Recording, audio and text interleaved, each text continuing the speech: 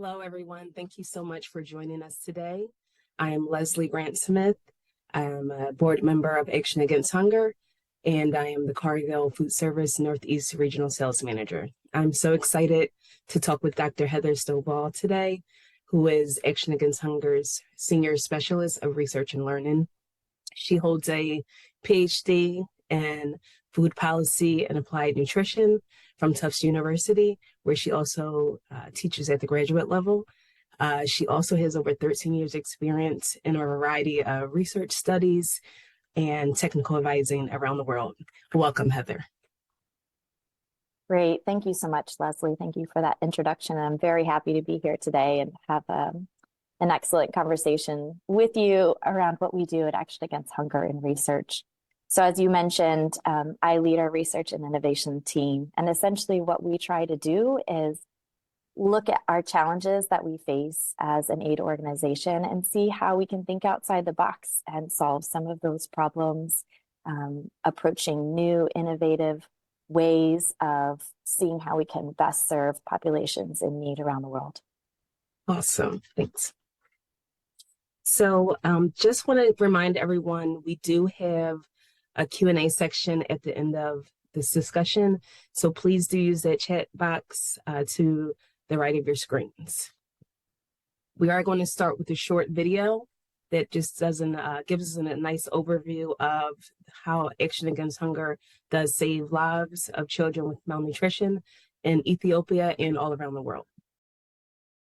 Every 16 seconds, a child somewhere dies of hunger.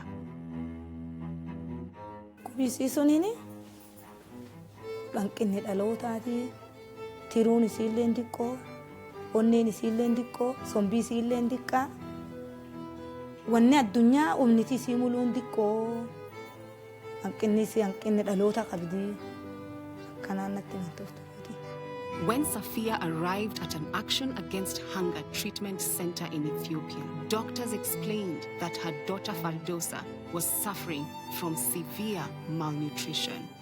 Families like Safia's bear the brunt of the hunger crisis. Unprecedented drought has left them in a battle for survival.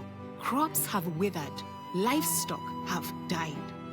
Action Against Hunger provides children like Fardosa with life-saving care so they can recover and grow up strong. Just like Fardosa, a few months ago, Munira was weak, tired, and unable to keep down her food.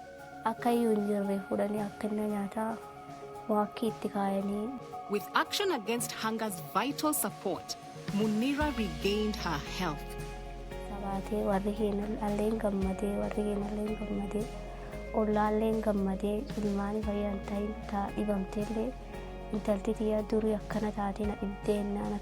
Now, Munira is full of life again. Fardosa is getting stronger every day. They're not the only ones. Last year, Action Against Hunger made a staggering impact, treating almost 800,000 children around the world for life-threatening malnutrition. Help us reach even more children so they can have healthy, vibrant futures. Together, we can end hunger for everyone for good.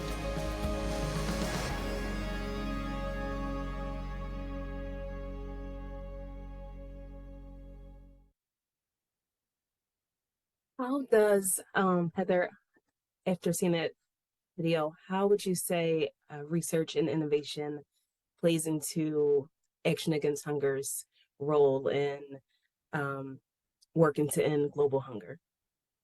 Great question, Leslie. So as you saw from the video and just some statistics for you, in 2022, 783 million people went to bed hungry around the world. And in that same year, Action Against Hunger reached 28 million people across 55 countries. So we've done a lot to reach a lot of people in need, but clearly there's a lot more work to be done. And research and innovation is one of our 6 programmatic areas. So our research programs aim to develop better ways to anticipate and prevent, but also treat malnutrition. And we aim to find solutions that reach more people in need and do it more effectively, and then also try to address the drivers of hunger. I like to say that Action Against Hunger is more than just an organization. We don't just dump food out of the back of trucks, or we don't just feed the hungry. We are approaching this in a very systematic way, and sometimes very sophisticated way, to try and really meet the needs of people. So, thank you.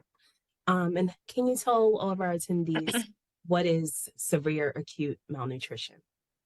Great. A severe acute malnutrition is the deadliest form of hunger.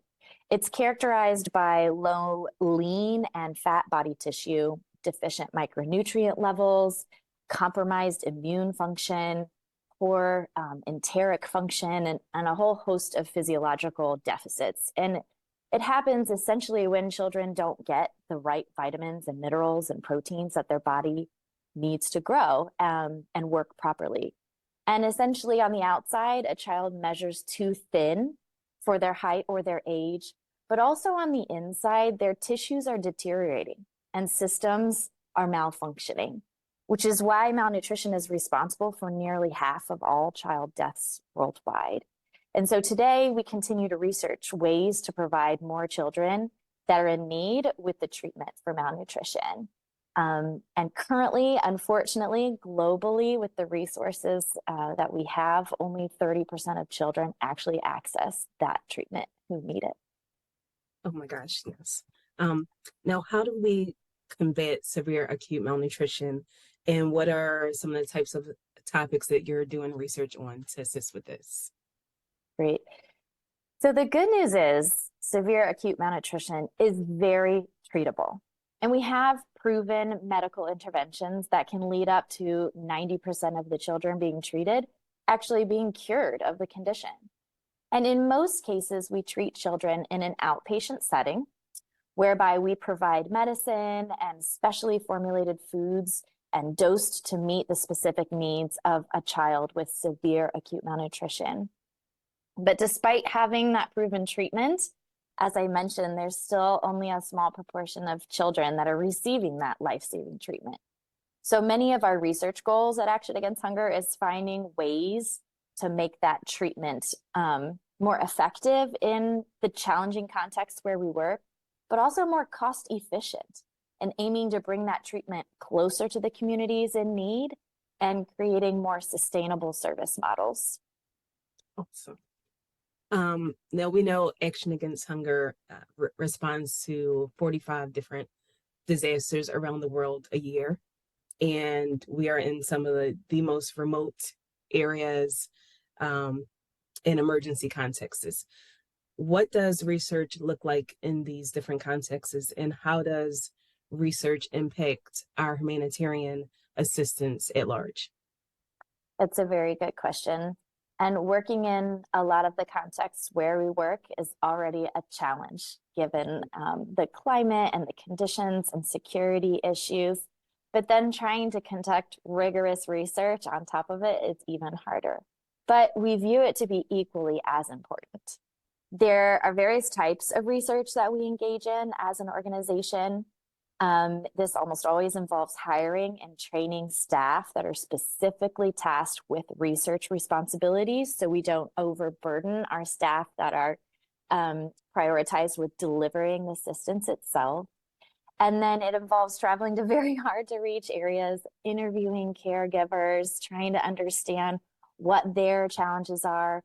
It can also involve collecting samples of food or water from the home to test levels of contamination, monitoring the growth of children over time, tracking what factors are associated with the failure to grow.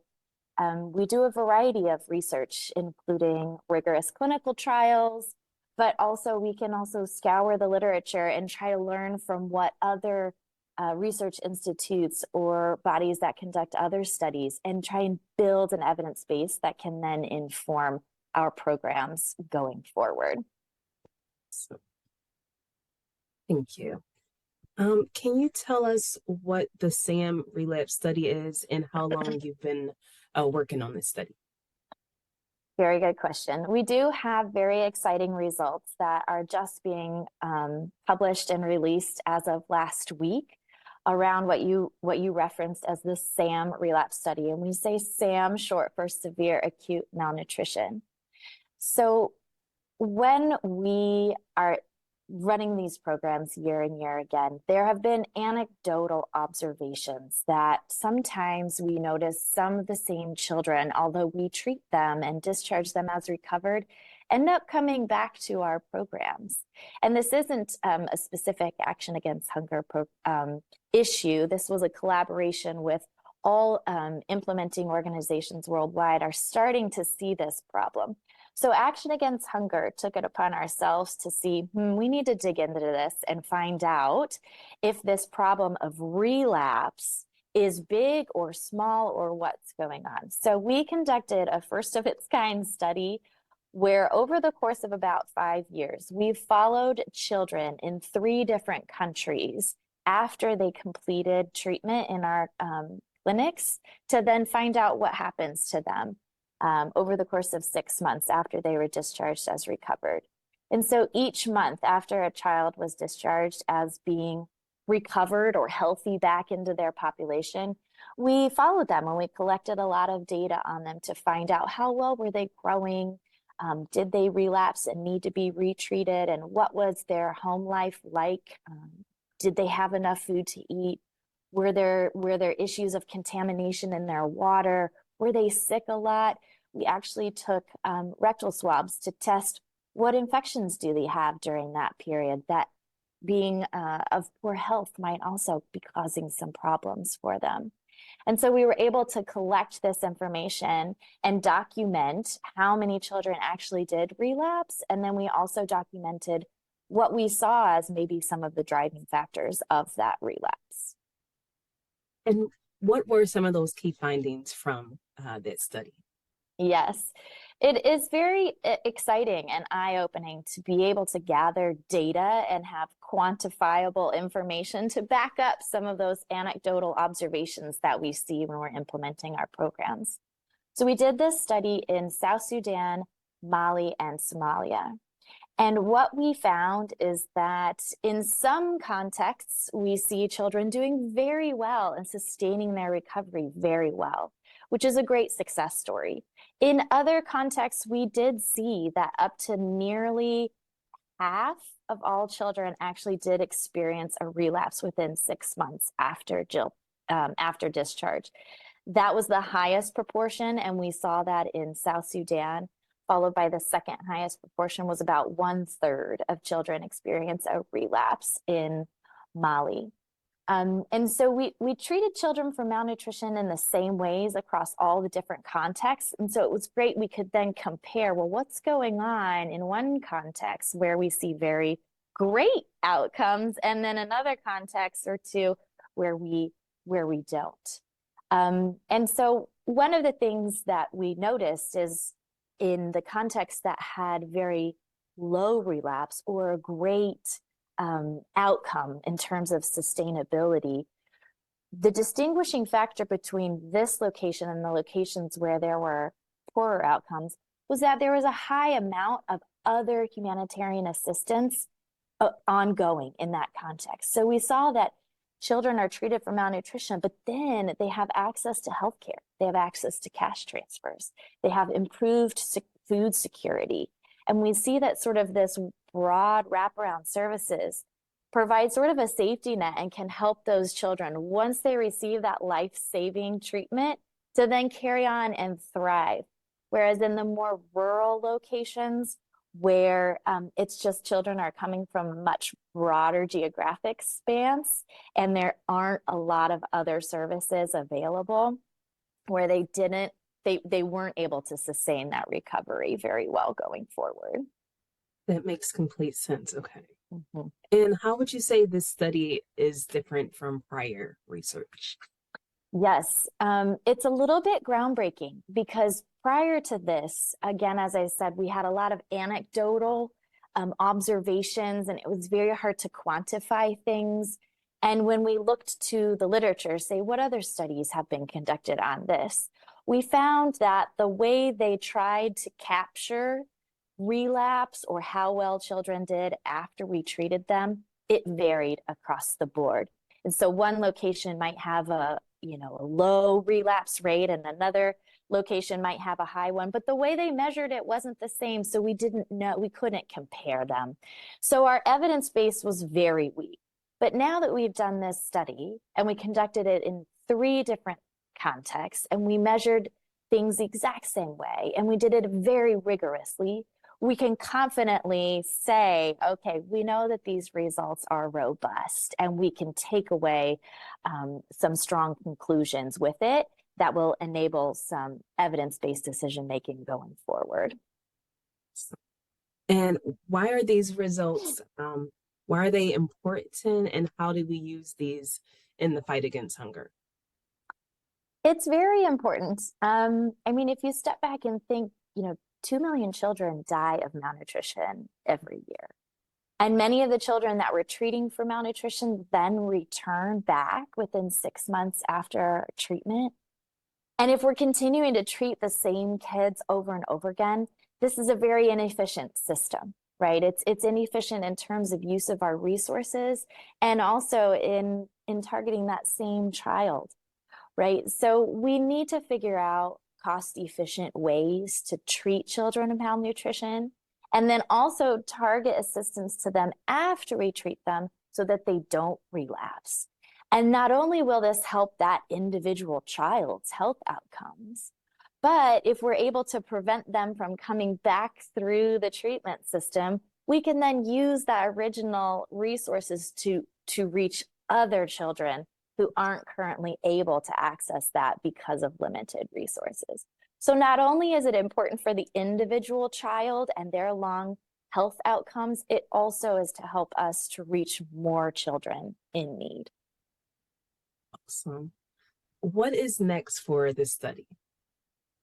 Very good question. Now that we have great concrete evidence around where the problem is the worst and what might be driving the problem, the next step is to figure out, okay, what can we do about it, right? So the next step is to conduct some trials where we start testing some interventions. And what we know is that access to healthcare and medication does help to reduce relapse. And we know that food matters quite a bit. And so we want to try and see if we can improve access to food or improve what we would call food insecurity. We want these households to be secure in having how much food they have. And then we also see that while we are able to treat these children and they're able to put on weight and start growing, but they took such a physiological hit underneath what I talked about earlier. Internally, their tissues and organs really deteriorated, and some of their systems aren't working as well. They can't fight off sort of the pathogens that all children get exposed to, leaving them particularly vulnerable. So we're going to test and look at how we might address all of these issues, from making sure they have access to healthcare services, providing maybe additional pathways to have access to food, whether that's directly providing that to the household or giving them a cash transfer to then they can take that and use that to purchase food. And then also seeing if there's certain medications that we need to give to children because they're particularly vulnerable and their bodies still have a good amount of healing to do, even though they've put the weight back on. So we're looking at this 6-month post-treatment period as these children are very vulnerable, and we need to start testing some interventions to make sure that once they receive this life-saving treatment, they can then thrive going forward. Awesome. Yes, sustainability is certainly the key. Mm-hmm. Are you conducting any other critical studies at this time? We are. And I appreciated that the video we saw at the beginning here, being in Ethiopia, and this is one of the locations where we are conducting a large trial in Ethiopia. The burden of acute malnutrition is so high in Ethiopia. And right now, we review the body of evidence around moderate acute malnutrition and also severe acute malnutrition. And we see that, again, the efficiency of resources is our goal to be improved so that we can reach more children. So we have a trial going on to see how can we look at the dosing of the specialized nutritious food that we give to our children. Is there a way that we can make that dosing per child most efficient? And when we took a look at our dosing regimen, we realized that the way that we dose the food is sort of based on some outdated data, in the sense that you might dose medication based on weight for how the body metabolizes it and whatnot. But when a child is malnourished, that means they get dosed less food when they're really malnourished. And then when they get better and start gaining weight, we dose them more and more. But that's actually opposite of what they need, right? They need more in the beginning and less in the end as their weight grows. And we've done some modeling that would say, hey, what if we flipped this and gave them more food in the beginning when they need more food and less food at the end when they're sort of starting to accumulate the body weight they need? It actually becomes a more efficient way of dosing.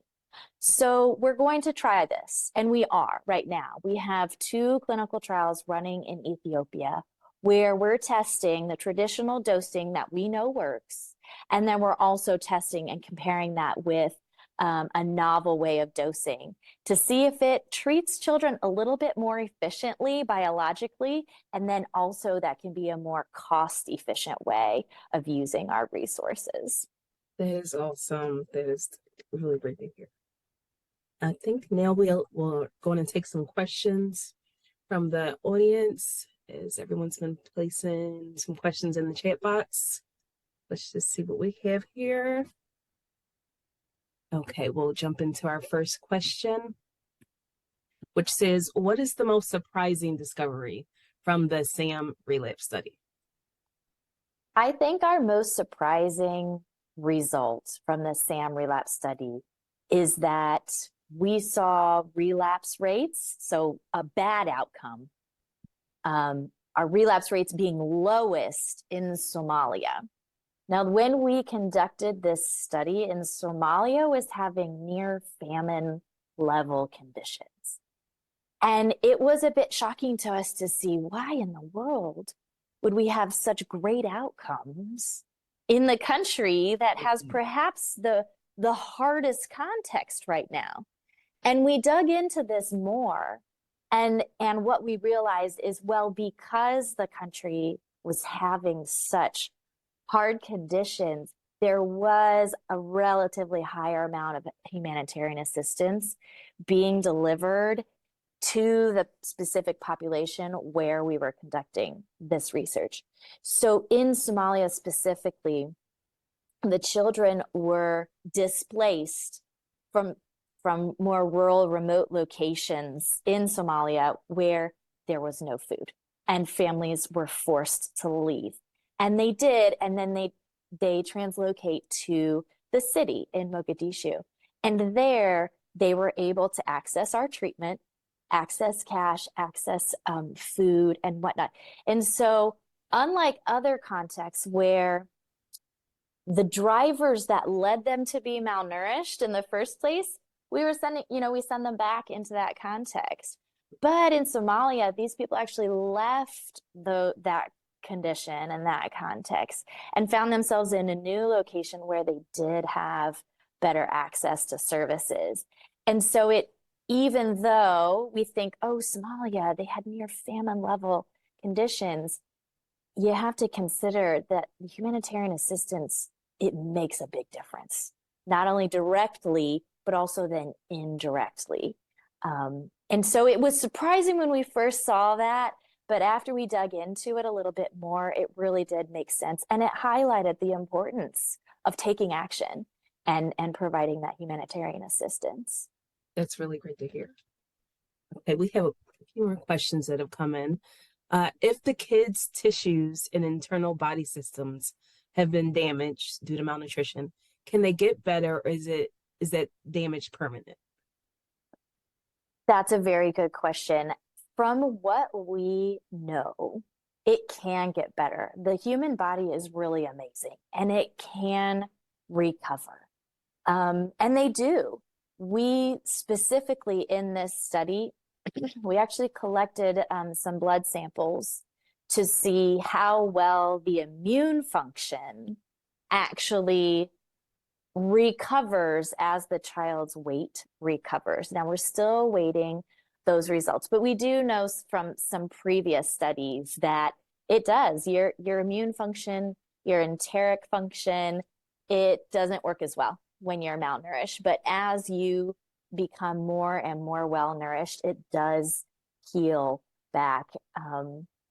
And also the brain function as well. We see that can also heal, and cognitive ability does sort of take a hit when a child's so young, where their brain is developing so much and they're so malnourished. So again, the goal is to have that period where they're malnourished be as short as possible so we can get them to be recovered and that healing to take place very quickly. Okay, we have another question. If money were no object, what are some dream studies you'd like to conduct? Oh, that's a great question. I still think it doesn't fare too far off from what we're aiming.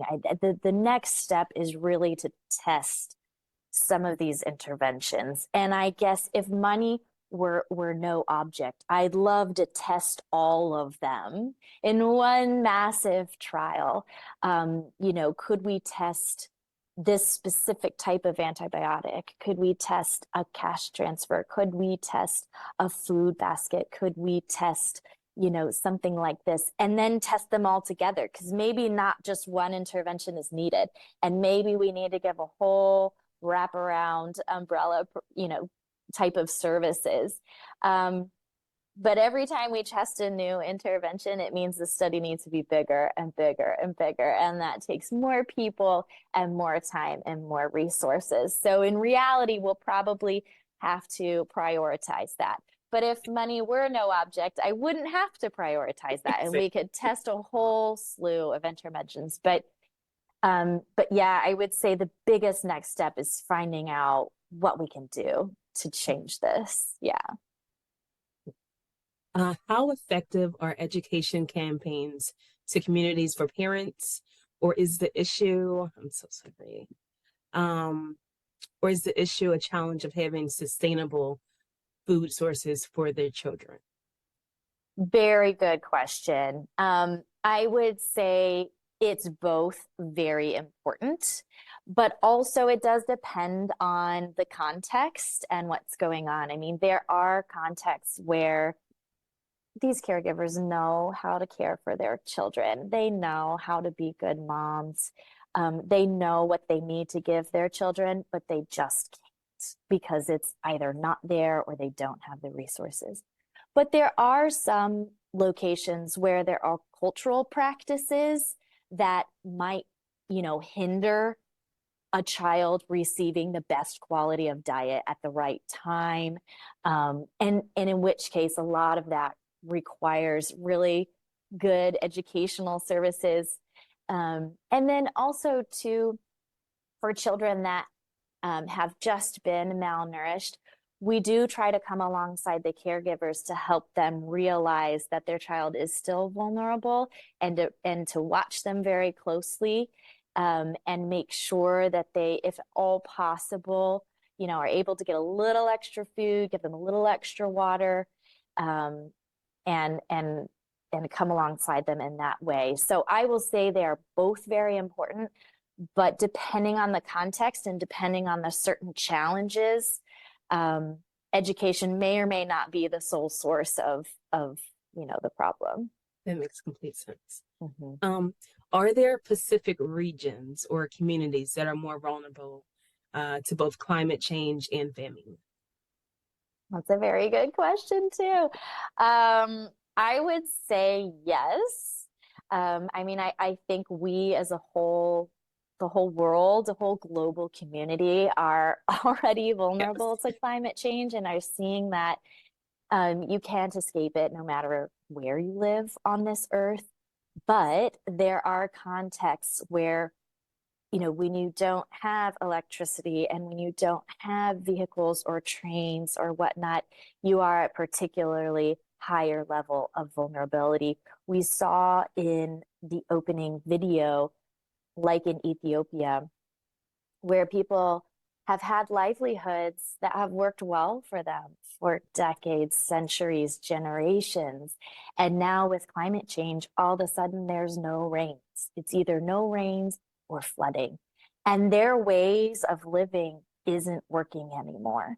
And so they don't quite have the coping mechanisms to as compared to other contexts. And so they're feeling these changes first. You know, the rest of the world is going to feel them too, but they're feeling them first because they don't quite have the coping mechanisms.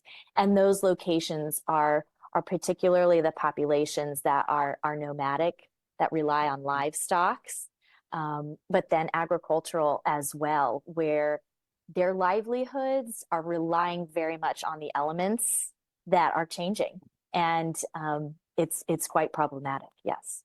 Yes, and I had the pleasure of attending a trip to Kenya, Africa this September, and I can attest to that. We saw firsthand that they're in those communities with the Maasai communities. What are some of the ways that you teach parents to prevent malnutrition in the children? Yes, it's a good question. So with parents, we really focus on breastfeeding and diet quantity and quality. So breastfeeding, it's just this magic thing that children with proper breastfeeding do well. It works, children grow. But, you know, we all know that there are problems with that too. And so we do try to come alongside caregivers and try to promote breastfeeding. And I think recommendations for mothers who are breastfeeding are a little bit different in a lot of these resource limited contexts than in, say, the global north. And we recommend that they breastfeed a little bit longer, right? Because it's another source of nutrient rich food and protein rich food for infants and young children who just really need that when their bodies and their brains are growing. Beyond that, we focus also on that period where children are transitioning from just a breast milk diet to solid or semi-solid foods. And we find actually that this time, kind of the 6 months to 12 months to 18 months, is where we see a lot of problems with growth. It's a hard transition for kids going from this really rich protein dense food diet to, you know, maybe cereals or grains where we don't have a ton of nutrients and we don't have a ton of protein. So we try to work with caregivers and really communities at large to try and find how can we use the resources that are available to the populations to develop nutrient-rich diets that are diverse, trying to incorporate and prioritize vegetables and fruits and grains that are more full of nutrients. And we do this a variety of ways, working to help develop home gardens, recipes that are culturally accessible and acceptable, that would promote a variety of nutrient-rich foods. And also just working towards maybe even fortified foods or novel foods. There are some types of rice, for example, when you are able to work kind of biologically and fortify that rice with iron, it's really great and it's nutrient rich, and that can be consumed by children and would help their nutrient profile as well.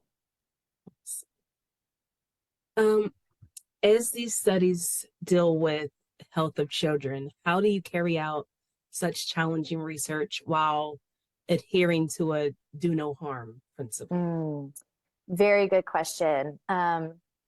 We take this very seriously, and we know that we are working with probably some of the most vulnerable populations in the world. And so with every study that we design and implement, it goes through a very rigorous review from an ethical standpoint. And those ethical review committees are always third party.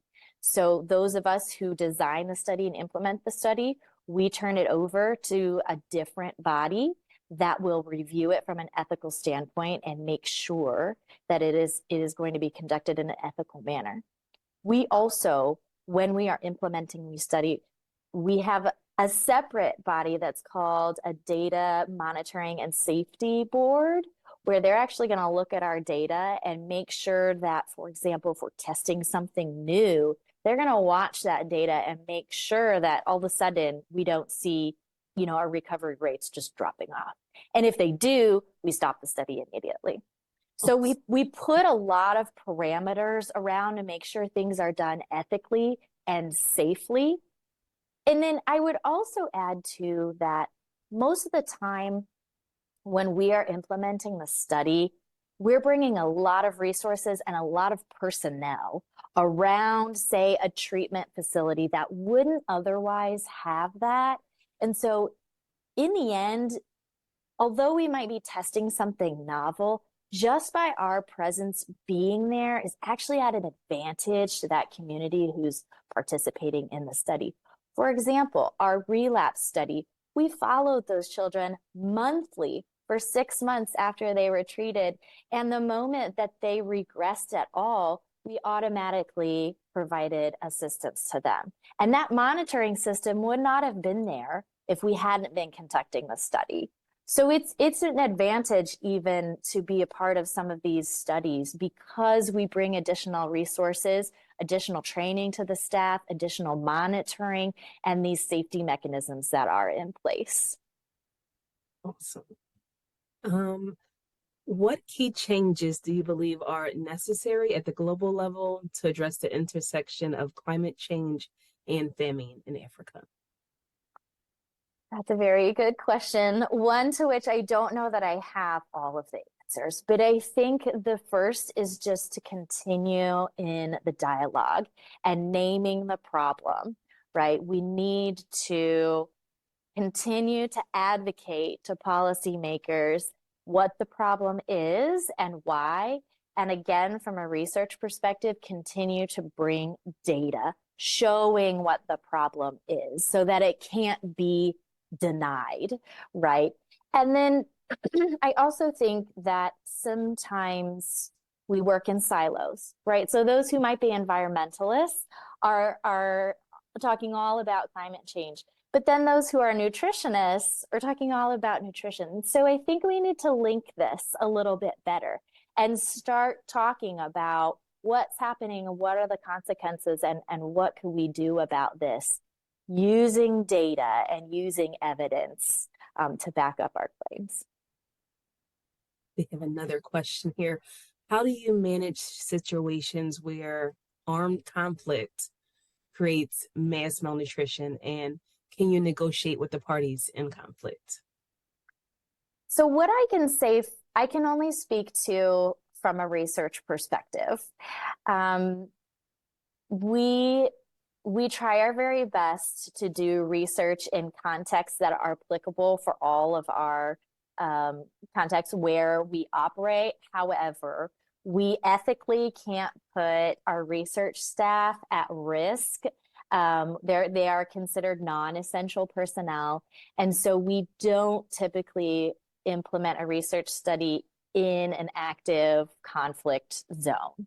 So we do try to conduct our research studies in locations where there is high malnutrition, and we do have ongoing programs, but that it's safe for our research staff to be there, and we have access to the populations throughout the duration of the study. And it has happened several times where we had plans to implement in a location, and then due to instability and conflict, we've had to pull out and change the location of our study, not necessarily our programs, but our research study. There's another question coming.